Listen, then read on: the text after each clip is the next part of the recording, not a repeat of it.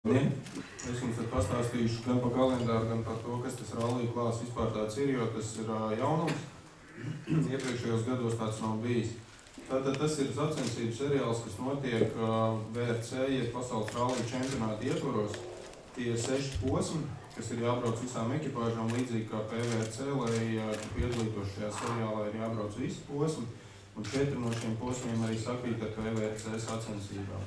Sacensības ir notiek visas Eiropā, atšķirībā no PVRC, tātad tie ir 3 grunts rallija, 2 asfalta rallija un viens tas, ko sauc par miksētā tipa rallija. Un konkrēti tā ir Portugāla, Grieķija, Francija, Vācija, Itālija un Spānija. Tātad 6 sacensības.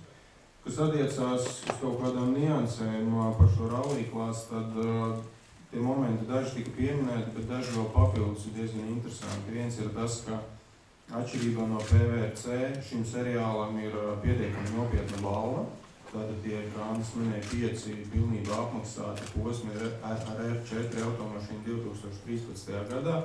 Un runājot par mūsu mērķiem, tad, ja teiksim 2009. gadā, kad mēs startējām pasaulē, mums bija tāds mērķis iepazīties, apzināt visu.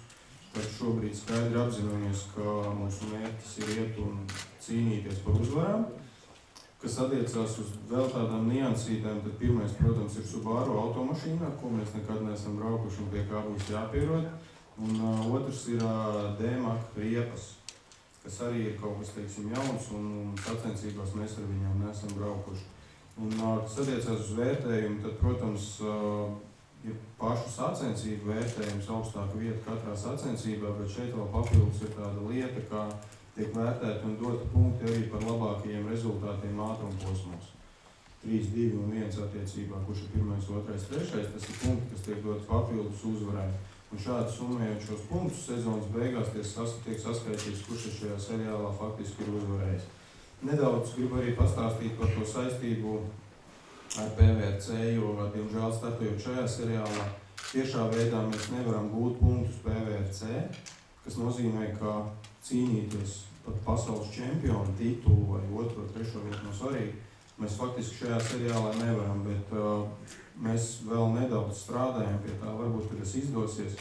Ja mums tiks atļauts šajos 4 posmos, kas pārklājās ar PVRC, gūt punktus, tad tā arī varētu būt vēl viena no versijām, kad mēs varētu arī cīnīties tieši par titulu VRC iespējai, bet to šobrīd līdz galam mēs vēl faktiski nevaram zināt.